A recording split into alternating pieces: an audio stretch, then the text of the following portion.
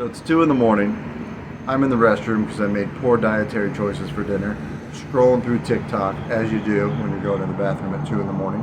I see these griddle videos with like millions of views, and I thought, are these actually like good to eat? Are these real food for real people? Or is this just something that's entertaining?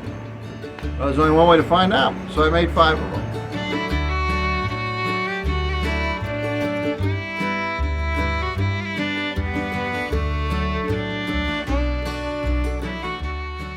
Alright, so I did these smashed potatoes first by Cook It Erica, and I messed them up initially by getting too big of potatoes because you're boiling the potatoes down, not down, just boiling them and smashing them on the griddle, and mine were way too big, and I boiled them for like 30 minutes and they still want to smash.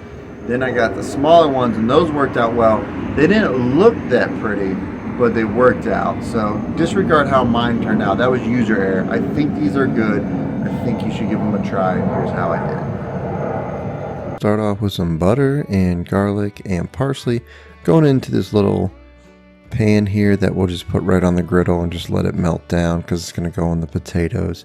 There's the potatoes. I boiled them for about 20 minutes small. Remember, we're using the small ones. That's what you got to do. You can see they smash down pretty easily, but they did stick. So maybe use parchment paper like with a smash burger. And then they kind of fell apart. So I mean, they tasted good, you know. I'm going to try them again. I do think some of it was my fault. Some of it was me smashing them too hard. But they didn't all like come out perfect. I mean, some of them just like really started falling apart. But the butter looks good going down on the griddle, huh? Garlic, butter, parsley, you can't go wrong with that. So overall, finish them with Parmesan cheese. I'd say give them a try, but I don't know if they were like amazing. Alright, this is one of my personal real-life heroes, Malcolm Reed with How to Barbecue Right. He did a Southwestern cheesesteak, and yeah, it was delicious. I'd highly recommend doing this one, for sure. This was worth a million views. A little bit of oil goes down, then we do our onions and green peppers. So here's his Grande Gringo Mexican season. It's like a taco seasoning. I even bought his seasoning for this. You're welcome, Malcolm. I spent the $8 for that, just for you, buddy.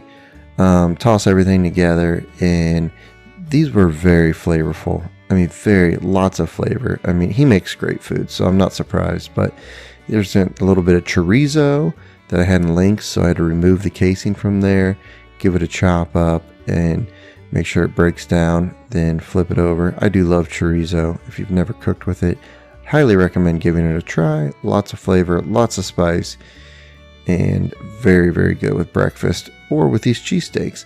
So chorizo's done. It's over next to the onions and the green peppers, making room. Now we're going to put down a little bit of steak that I had in the freezer from other cheesesteaks.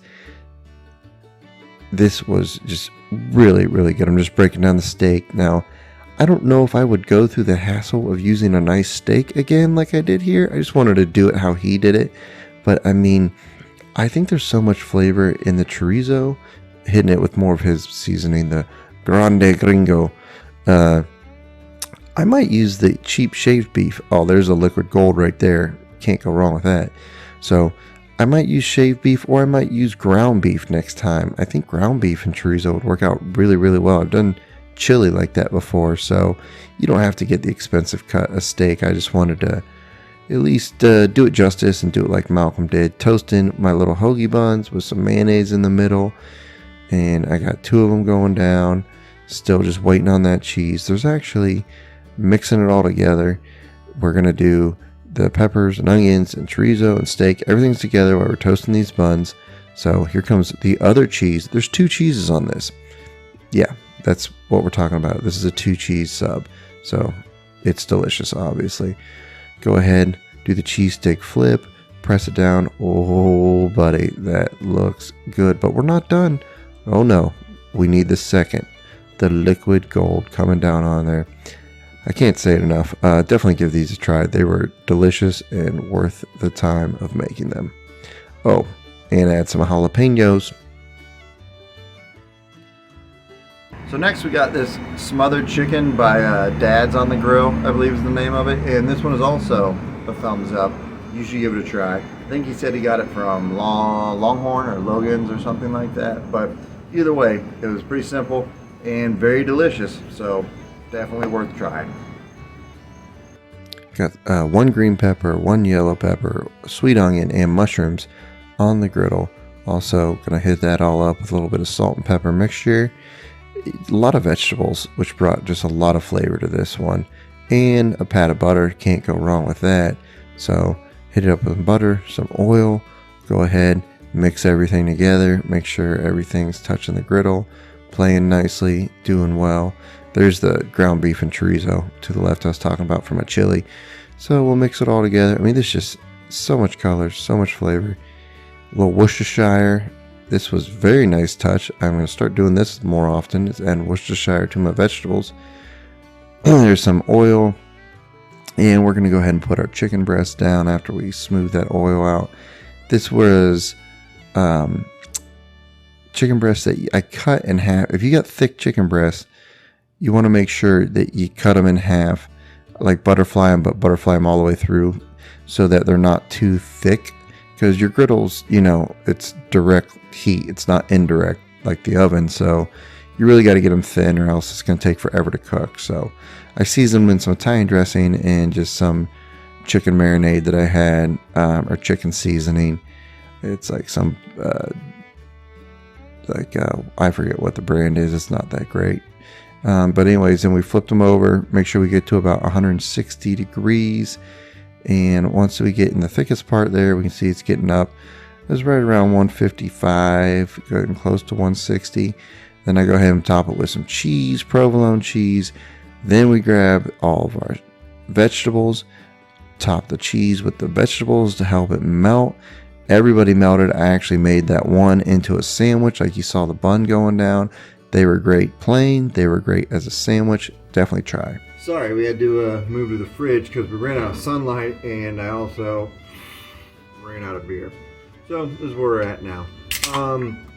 Next up, we did the bacon and sausage inside a pancake, which was very popular, and I don't.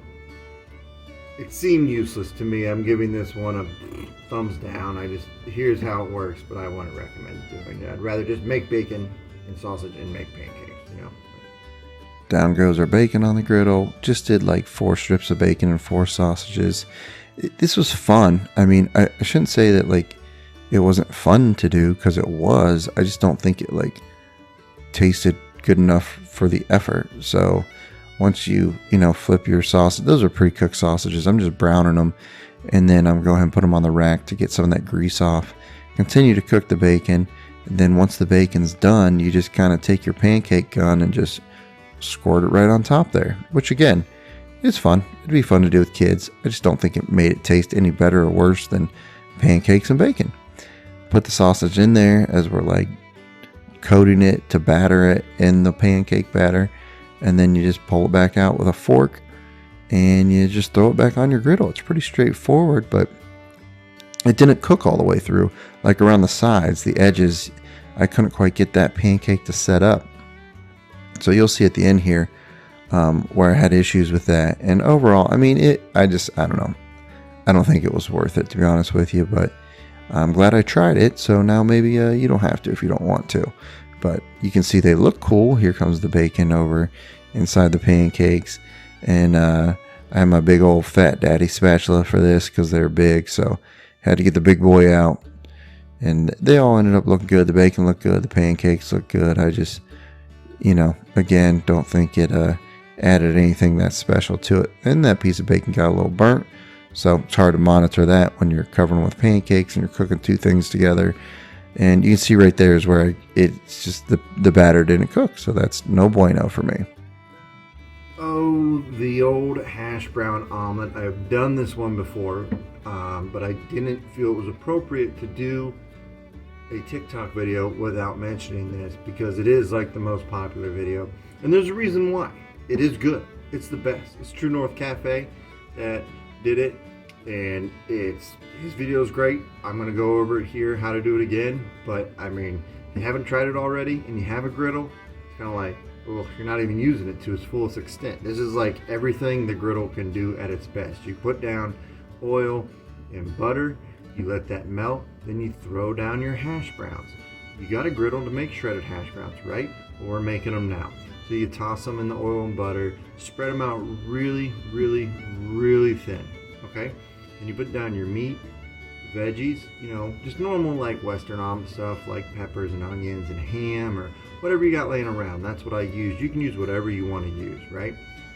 Then, after like, I don't know, 8 to 10 minutes, once your hash browns start getting crispy and they look like they're golden brown on the outside, you can flip a couple of them if you want.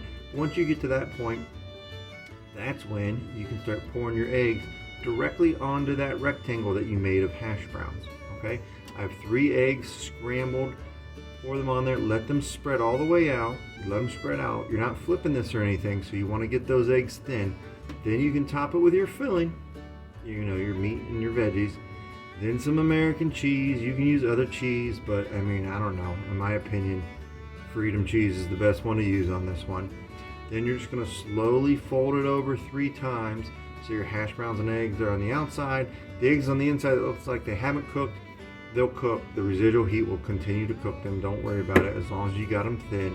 And then you have a beautiful hash brown diner omelet. Everything you wanted when you bought a griddle. It's just perfect. It's just perfect. So if you want some more ideas of what to cook on the griddle, click the video on your screen now. Thanks for watching. I think I'll start my diet next week. Keep on griddling, friends.